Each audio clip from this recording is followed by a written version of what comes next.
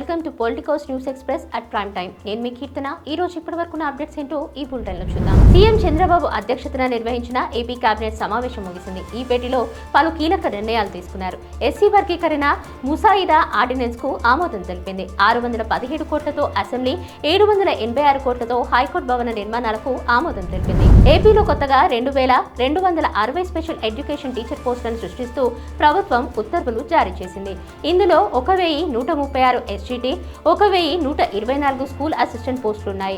DSC ద్వారా ఈ పోస్టులను భర్తీ చేయాలని ప్రభుత్వం నిర్ణయించింది. మాజీ ఎంపీ విజయసాయిరెడ్డికి సీట్ నోటీసులు జారీ చేసింది. వైఎస్ఆర్సీపీ హయాంలో జరిగిన మద్యం కుంభకోణం కేసులో ఆయనకు నోటీసులు ఇచ్చింది.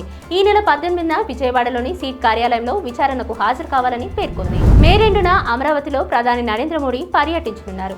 అమరావతి పునర్నిర్మాణ పనుల్లో భాగంగా మోదీ పర్యటన ఉంటుందని సీఎం చంద్రబాబు తెలిపారు. 3 ఏళ్లలో శాశ్వత సచివాలయం, అసెంబ్లీ, హైకోర్టు రహదారులు పూర్తి చేయాలని అధికారులను ఆదేశించారు. పార్టీ గీత దాటితే ఊరుకునేది లేదని సీఎం రేవంత్ రెడ్డి హెచ్చరించారు. సీఎల్పీ సమావేశం రేవంత్ రెడ్డి అధ్యక్షతన జరిగింది. పార్టీకి ఇబ్బంది కలిగిస్తే నేతలు ఇబ్బందులు ఎదుర్కొంటారని, పార్టీకి వ్యతిరేకంగా మాట్లాడితే లాభం కంటే నష్టమే ఎక్కువని తెలిపారు. తెలంగాణలోని పలు జిల్లాలో వర్షాలు కురుస్తున్నాయి. ఉపరితల ఆవర్తనం ప్రభావంతో రాష్ట్రంలో వర్షాలు పడనున్నాయి. 3 రోజుల పాటు తేలికపాటి నుంచి మోస్తరు వర్షాలు కురిసే అవకాశం ఉందని వాతావరణ శాఖ హెచ్చరించింది. గంటకు 30 నుంచి 40 కిలోమీటర్ల వేగంతో గాలులు వీచే అవకాశం ఉందని తెలిపింది. పార్టీ మారుతున్నారనే ఊహాగానాలను జీవన్ రెడ్డి కొట్టిపారేశారు. జిల్లాలో దశాబ్ద కాలంగా ఒంటరిగా పోరాటం చేశానని, కాంగ్రెస్ తర్వాత తానే సీనియర్ అని అన్నారు. పార్టీలో సీనియారిటీకి తన స్థానం ఏమిటనే బాధ ఉందని ఆవేదన చెందారు.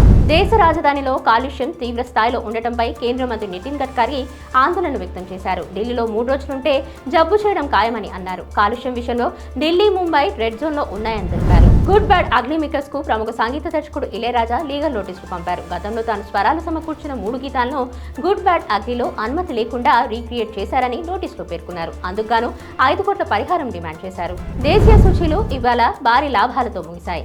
సెన్సెక్స్ 1500 పాయింట్ల లాభంతో 76,734 వద్ద ముగియగా నిఫ్టీ 500 పాయింట్లతో లాభపడి 23,329 వద్ద ముగిసింది. ఇవి ఇప్పటివరకున్న అప్డేట్స్. మరిన్ని అప్డేట్స్ తో మరో బులెటిన్లో మళ్ళీ కలుద్దాం. సెలవు.